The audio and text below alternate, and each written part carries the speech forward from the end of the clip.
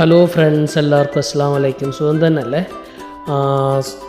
ഞാൻ ഇന്നൊരു creamy bread pudding ആണ് ഉണ്ടാക്കിയത് കേട്ടോ. അതിൻ്റെ സ്റ്റെപ്പെന്ന് പറഞ്ഞാൽ ആദ്യം ഒരു ട്രേ എടുത്ത് അതിനുള്ളിൽ നമ്മളൊരു 8 ബ്രെഡ് എടുത്ത് സ്ലൈസാക്കി അത് സൈഡെല്ലാം കട്ട് ചെയ്തിട്ട് സെറ്റ് ചെയ്ത് വെച്ചിട്ടുണ്ടായിരുന്നു. ആദ്യം 3 എണ്ണം എടുത്തു, പിന്നെ ബാക്കി ഫില്ല് ചെയ്യാൻ വേണ്ടിയിട്ട് ബാക്കിയുള്ളതോടെ സെറ്റ് ചെയ്തു. പിന്നെ അതിന് ശേഷം നമുക്കൊരു ക്രീം റെഡിയാക്കാൻ വേണ്ടിയിട്ട് ഫ്രഷ് ക്രീം എടുത്ത് അതിലേക്ക് കണ്ടൻസ്ഡ് മിൽക്ക് ചേർത്ത് മിക്സ് ചെയ്ത് 1 മണിക്കൂർ നേരം ഒന്ന് ഫ്രിഡ്ജിൽ വെക്കണം. അതായത് കണ്ടൻസ്ഡ് മിൽക്ക് നിങ്ങളുടെ ആവശ്യത്തിന് വേണം ഉപയോഗിക്കാനും, മധുരം എങ്ങനെയാണോ വേണ്ടത് അത്രയും മാത്രം വെക്കുക. അതിന് ശേഷം നമ്മളൊരു പാൻ വെച്ചിട്ട് 1/2 ലിറ്റർ പാൽ നല്ലതുപോലെ ചൂടാക്കണം.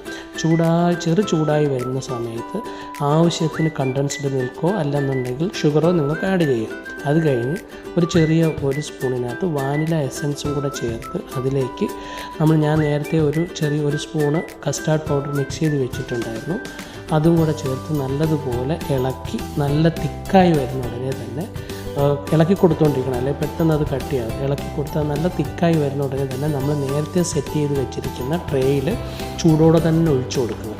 അതിനുശേഷം നമ്മൾ നേരത്തെ ഫ്രിഡ്ജിൽ വെച്ചിരുന്ന ക്രീമും കൂടെ ചേർത്ത് നല്ലതുപോലെ മിക്സ് ചെയ്ത് മുകളിൽ വീണ്ടും ഒരു ബാക്കിയുള്ള ബ്രെഡും വെച്ച് മുകളിൽ ഫ്രഷ് ക്രീമും ചേർത്ത് കുറച്ച് ഗാർണിഷ് ചെയ്യാൻ വേണ്ടി നട്ട്സും ബദാമും എല്ലാം കൂടെ ചേർത്ത് ഫ്രിഡ്ജിൽ വെച്ച് ഒരു 4 മണിക്കൂർ നേരം തണുപ്പിച്ചെടുക്കണമെന്നുണ്ടെങ്കിൽ നിങ്ങൾക്ക് അടിപൊളിയായിട്ടുള്ള ഒരു fresh cream custard cream pudding കിട്ടും കേട്ടോ.